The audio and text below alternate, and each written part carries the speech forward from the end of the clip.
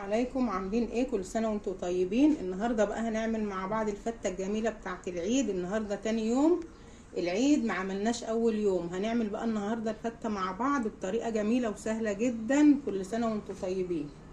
كده الاول حاجه احنا سلقنا اللحمه اهيت، عشان ايه؟ هناخد يعني بعض يعني قليل من الشوربه بتاعتها.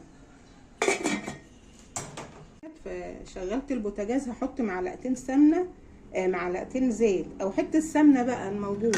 انا عملت بزيت اهوت عشان ايه؟ هحمص العيش في قلب الزيت ده.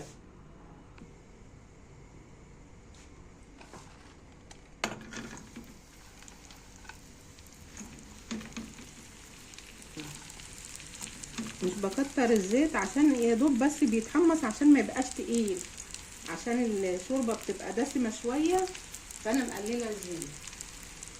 هنقلب في العيش لحد ايه ما يتحمص معانا شويه كده. على ما العيش بتاعي يتحمص هبدأ اعمل الصلصة اللي هنحطها على الفتة.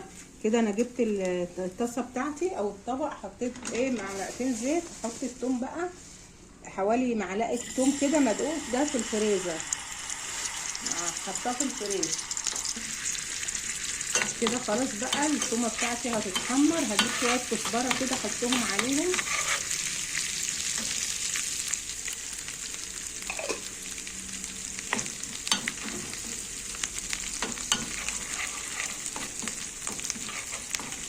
هبدأ احط الخل بتاعي اهو كده.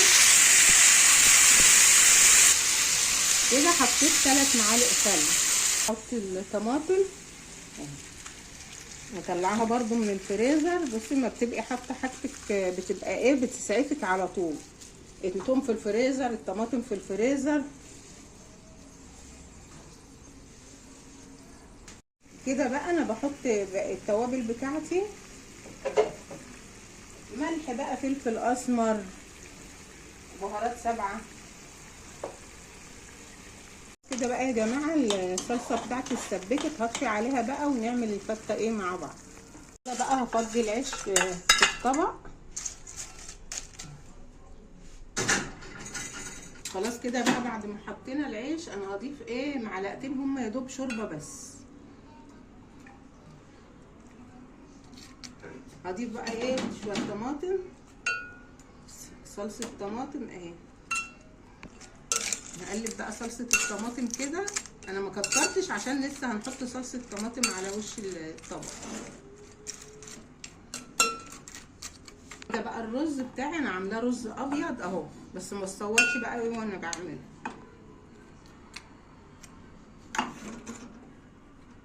طريقه سهله وجميله.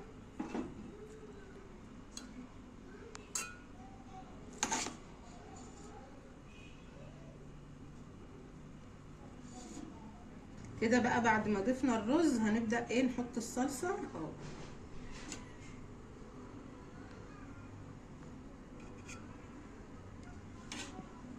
كده بقى خلصنا الطبق الفتة بتاعنا اهو. بسم الله ما شاء الله، تحفة وطعمها مفيش اروع من كده. بقى يا جماعة عملنا طبق الفتة مع بعض، حطيت عليه اللحمة. كل سنة وانتم طيبين، عيد سعيد عليكم يا رب.